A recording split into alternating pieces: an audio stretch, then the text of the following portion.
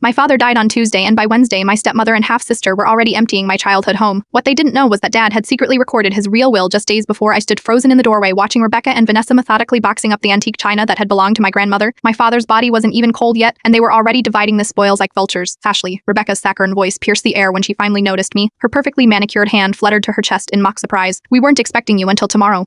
I stepped inside what was once my home, the home where I'd grown up before Rebecca entered our lives 10 years ago. Clearly Vanessa, my half-sister, barely looked up from wrapping a crystal vase in newspaper at 19. She was the spitting image of her mother, both in looks and apparently in character. We are just organizing things, Rebecca offered, her smile not quite reaching her eyes. It's what your father would have wanted. I glanced around the living room. Empty spaces on the walls showed where paintings had hung for decades. The cabinet where Dad kept his coin collection stood open and empty. Dad just died yesterday, I said quietly. Why the rush? Rebecca's smile tightened. Grief affects us all differently, Ashley. Some of us need to stay busy by removing everything valuable from the house. Rebecca's eyes hardened. This is my home now. The will is very clear about that. I felt a chill. What will? Dad's lawyer hasn't even. We've already spoken with Mr. Jennings, she interrupted. As Dad's wife, everything passes to me. It's standard procedure. That didn't sound right. Dad had always told me the house would stay in the family, meaning both me and Vanessa. I'd spent the past 5 years in Seattle building my career, calling Dad weekly, visiting when I could. Had he changed everything without telling me? I'd like to speak with Mr. Jennings myself, I said. He's out of town until next week, Rebecca replied too quickly. Family vacation now if you don't mind, we have a lot to do.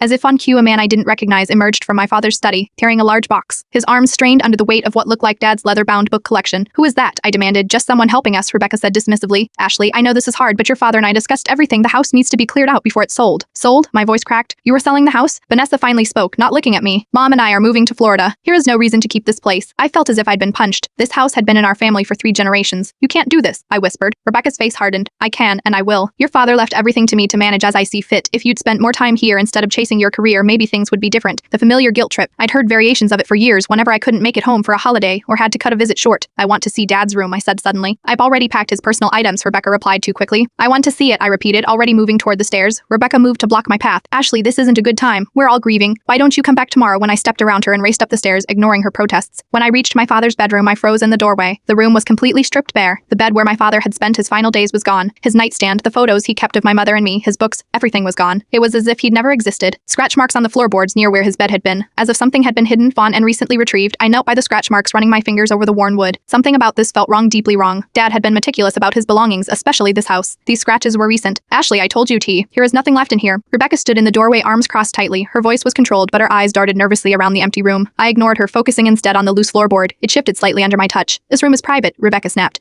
It was my father's room, and I grew up in this house. And now you are a guest in my house, she replied coldly. I pressed harder on the board, feeling it give slightly. Rebecca stepped forward quickly. What are you doing? Stop that right now. But it was too late. The floorboard lifted, revealing a small, dusty cavity beneath. Rebecca lunged forward, but I was faster. My hand closed around something small and metallic, a USB drive wrapped in a handwritten note. Dad's handwriting. Rebecca's face strained of color. Give that to me immediately. I clutched it to my chest, backing away. What is this? Why was it hidden? Your father was confused in his final days, Rebecca, said her voice suddenly gentle, reasonable. The medications made him paranoid. Whatever that is, it's just the ramblings of a sick man. I slipped the USB into my pocket. If it's just ramblings, you won't mind if I look at it. Of course I mind. Her composure slipped. Everything here belongs to me now. Vanessa appeared in the doorway. Mom, is everything okay? Rebecca's expression shifted instantly, softening into a mask of concern. It's fine, sweetie. Ashley was just leaving. I'm not going anywhere, I said, not until I understand what's happening here. Rebecca sighed dramatically. Stay for the night if you must. Your old room is still intact mostly. We'll talk in the morning when everyone's calmer. I knew a strategic retreat when I saw one. Whatever was on this USB. Rebecca was desperate to get it, which meant I needed to see what it contained before she tried again. Fine, I agreed, though I had no intention of waiting until morning in my old bedroom. Most of my teenage posters and knickknacks were long gone, replaced by bland guest room door. I closed the door and wedged a chair under the knob, a trick I'd learned during the early years of Rebecca's reign when she'd accidentally walk in while I was changing. I opened the note first. Ashley, if you are reading this, something has gone wrong. Don't trust Rebecca. Watch the video. Love, Dad. My hands trembled as I plugged the USB into my laptop. It contained a single video file dated just 3 weeks ago, around the time Dad's health had taken a dramatic turn. Dad's face filled my screen, gaunt and pale, but with clear, alert eyes. He sat propped up in the same bed that had now vanished from his room. Ashley, he began, his voice raspy but determined. I hope Rebecca never finds this, and that you never need to see it, but I need to record the truth while I still can. He paused, coughing violently before continuing. The doctor said I had 6 months. Rebecca told them I wanted to be home with minimal intervention. That wasn't true. I requested treatment, but he looked away, composing himself. She's been controlling my medication. I am certain of it now. I pressed my hand to my mouth, stifling a gasp. Here is a new will dated last year, Dad continued. It gives everything to Rebecca. I never signed it. The signature is forged. My real will is with Garrett Morgan, not Jeffrey Jennings. Rebecca doesn't know about Garrett. He looked straight into the camera, his eyes fierce despite his weakened state.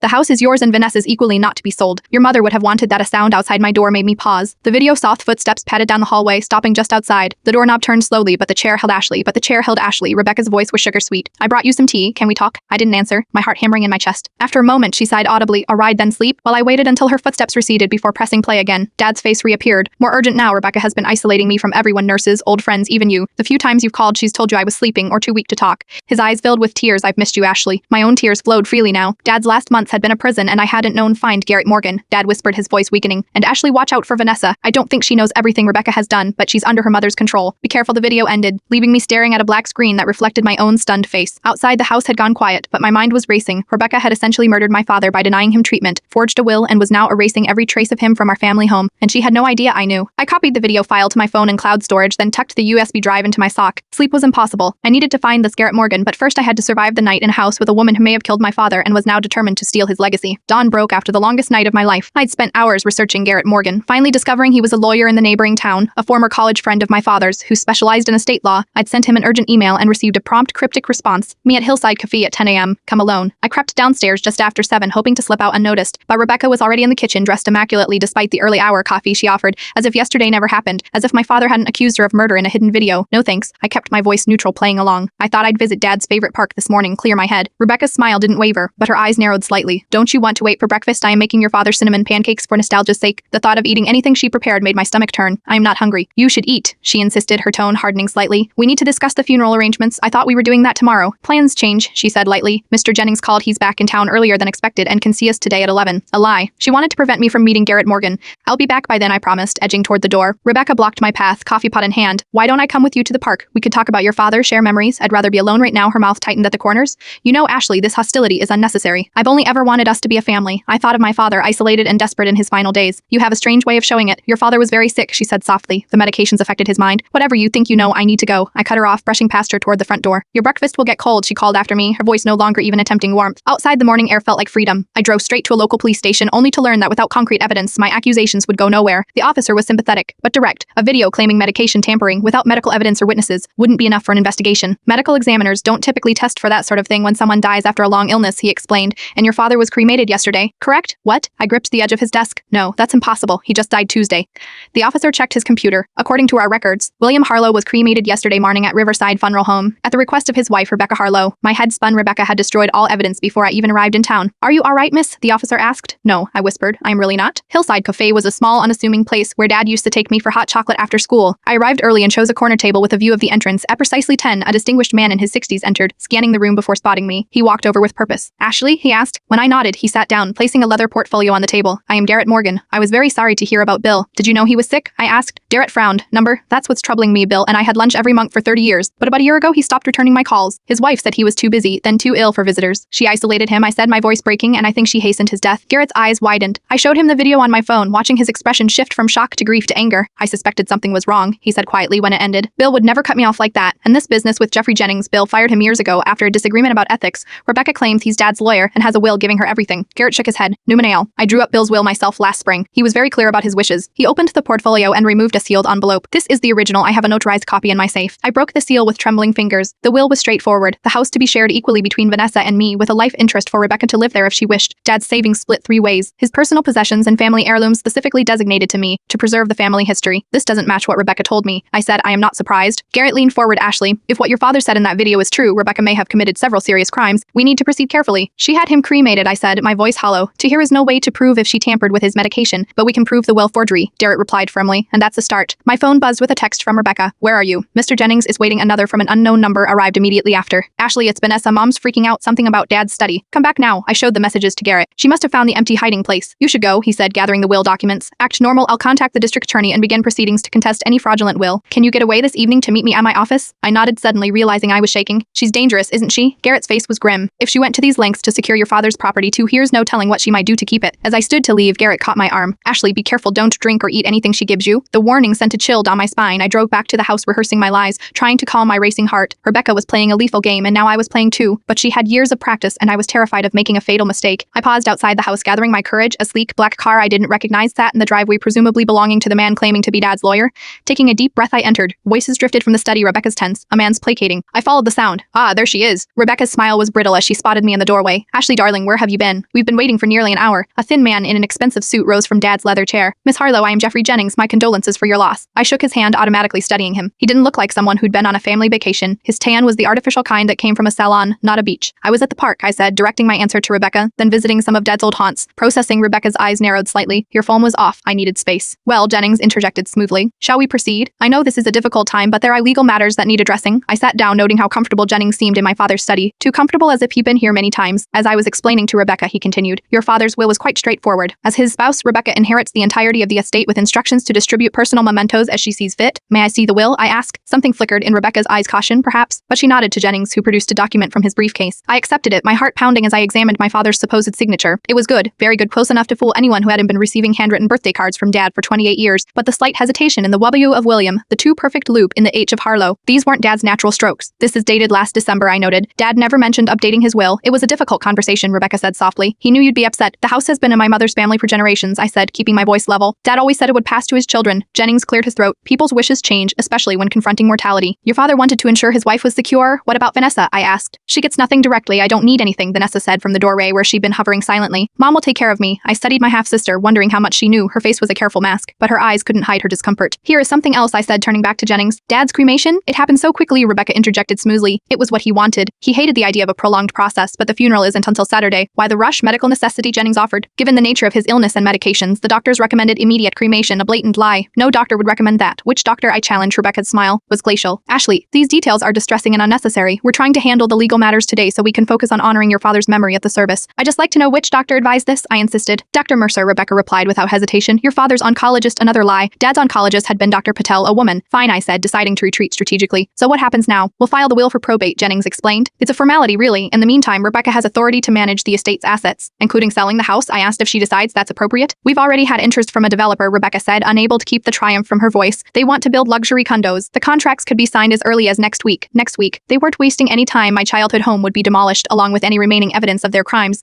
I'd like a copy of the will, I said to Jennings, for my records. He hesitated, glancing at Rebecca, who gave a slight nod. Of course, he said, reaching for his briefcase. I'll make you a copy before I leave. Thank you. I stood up. If you'll excuse me, I need to make some calls about the funeral. Rebecca rose as well. Actually, I've already finalized most of those arrangements. Simple service family only. Your father wouldn't have wanted a fuss. Another thing she was wrong about. Dad, a lifelong community volunteer and former high school teacher, had friends everywhere. He'd want them all there. He'd want them all there. He'd want them all there. I'll just check my email then, I said, backing out of the room. Upstairs, I tested Garrett immediately. Meeting over, forged will confirmed. Emptied to sell house next week. Cremation already done on fake doctor's orders. His response came quickly. Meet me at my office at 6. Head to someone from Dee's office. Keep everything normal until then. As if anything about watching my stepmother systematically erase my father's existence while stealing his legacy was normal, a soft knock at my door made me jump. I opened it cautiously to find Vanessa standing there pale and fidgeting. Can we talk? She whispered, glancing nervously down the hall. Not here, meet me in the garden shed in 10 minutes, please. Before I could respond, she hurried away, leaving me to wonder. Was this a genuine request for help, or was Rebecca setting a trap? The garden shed had been my father's sanctuary, a place where he taught me to repot plants and identify birds by their songs. Now it smelled of disuse and mildew, the workbench dusty and abandoned. Vanessa was already there when I arrived, huddled on Dad's old stool, looking impossibly young despite her carefully applied makeup and designer clothes. Did anyone see you come out? She asked anxiously. Number mom's busy with Jennings' mom, not Rebecca.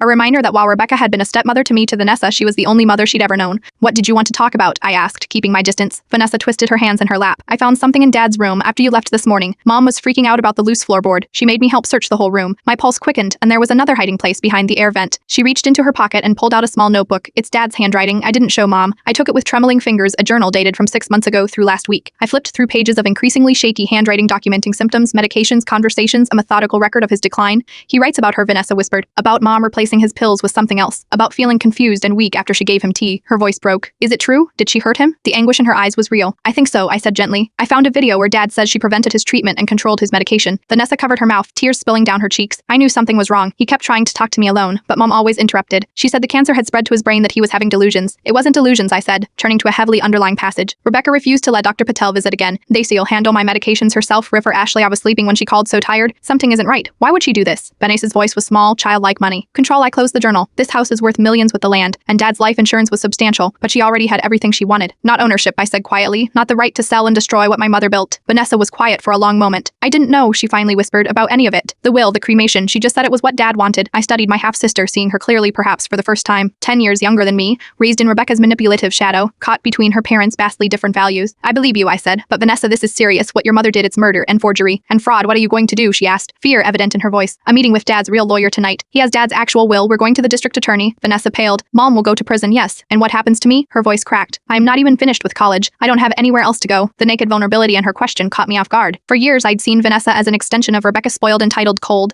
but she was also my father's daughter, barely an adult, and potentially another of Rebecca's victims. Dad's real will leaves the house to both of us, I said. You'll always have a home here. Hope flickered across her face, quickly replaced by doubt. Mom will never let this happen. She'll fight it. She'll destroy that journal and call you crazy. Not if we work together, I said, making making a split-second decision that could either save us both or destroy me completely. I need your help, Vanessa. She wiped her tears, straightening her shoulders. What do you need me to do? First, we need to hide this journal somewhere safe. Then, I need you to act completely normal around Rebecca. Don't let her suspect anything. Vanessa nodded solemnly. I can do that. I've been pretending everything's normal my whole life. The simple honesty of her statement hit me like a physical blow. How much of her childhood had been spent navigating Rebecca's manipulations tonight? I need you to make sure Rebecca stays home, I continued. I have to meet with Dad's lawyer at 6 without her following me. I'll tell her I'm having a meltdown about the funeral, Vanessa said, a hint of dark humor in her voice. She'll believe that. As we prepared to leave the shed separately, Vanessa caught my arm. Ashley, if all this is true and Mom did what you think she did to Dad, I want her to pay for it. The fierce determination in her eyes, Dad's eyes, made my throat tighten. She will, I promised. Back in the house, Rebecca was alone in a kitchen preparing dinner as if this were any normal family evening. She looked up as I entered, her smile plastic perfect. There you are, dinner's almost ready, your father's favorite pot roast. I forced myself to smile back, the journal safely hidden in my room. Sure, says great, need any help? Rebecca looked momentarily surprised by my offer. You could set the table. As I arranged the plates and silverware, I felt her watching me, calculating. She thought she'd won. Thought I'd accepted her lies and would quietly fade back to Seattle after the funeral, leaving her to demolish my family home and build her new life on the ashes of my father's murder. She had no idea what was coming. Ashley, she said, her voice honeyed. I've been thinking, perhaps some of your father's personal items, photos of your mother, that sort of thing, should go to you. After all, they're your heritage, testing me, offering a small concession to see if I'd be satisfied and stop digging. That would mean a lot, I said, matching her tone. Hikes, Rebecca. She nodded, pleased with herself. Family has to stick together in times like these, I know. We've had our differences, but your father would want us to support each other now. My father would want justice, and before this was over, he would have it. You need to eat something, Rebecca said as I pushed pot roast around my plate. You barely touched your dinner after everything I'd learned. The thought of eating food she'd prepared made my stomach turn. I remembered Garrett's warning. Don't drink or eat anything she gives you. I am not very hungry, I said, setting down my fork. Grief, I guess. Rebecca's face arranged itself into a mask of concern. You know, Bill always said you were too emotional like your mother. The casual cruelty of the remark, delivered with a gentle smile, typified everything about Rebecca. She'd spent years embedding little barbs like this, positioning herself as the reasonable one while portraying me as unstable and hypersensitive. Did he? I asked mildly. Funny, he always told me I was strong like her. Rebecca's smile tightened almost imperceptibly. Well, memories are subjective, aren't they? Vanessa, who had been silent throughout dinner, suddenly pushed back her chair. I don't feel well, she announced, her face genuinely pale. She hadn't eaten much either, I realized. Are you all right, sweetheart? Rebecca turned her attention to her daughter, maternal concern replacing the calculated expression she'd worn moments before. I just need to lie down, Vanessa said. Ashley, could you help me upstairs? I feel dizzy. It was so perfectly executed that even I almost believed her. Of course, I said, rising quickly. I'll help her, Rebecca began, but Vanessa shook her head. Finish your dinner, Mom. Ashley doesn't mind. She shot me a meaningful look. Upstairs in her bedroom, Vanessa closed the door and whispered urgently. She put something in the food. I saw her. A chill ran through me. What do you mean? When you went to the bathroom before dinner, she added some powder to your serving, and mine too, but less. Vanessa's hands were shaking. I switched our plates when she went to get the bread. My stomach lurched. Are you sure? Vanessa nodded, her face ashen. It's not the first time. When Dad was really sick and kept trying to call people, she would do the same thing. I thought it was extra medicine, but wouldn't she? Trailed off, horrified by the implications of what she was saying. We need to preserve the evidence, I said, thinking quickly. Do you have a plastic bag or container? She nodded, retrieving a small cosmetics bag and dumping out its contents. I carefully wrapped a napkin around my fork, which still had traces of the pot roast, and placed it inside. I need to leave for my meeting with the lawyer, I said, checking my watch. It's almost 6. What if she tries to stop you? That's why I need your Oscar-worthy performance to continue, I said. Keep her distracted, demand tea, extra blankets, maternal attention, whatever works.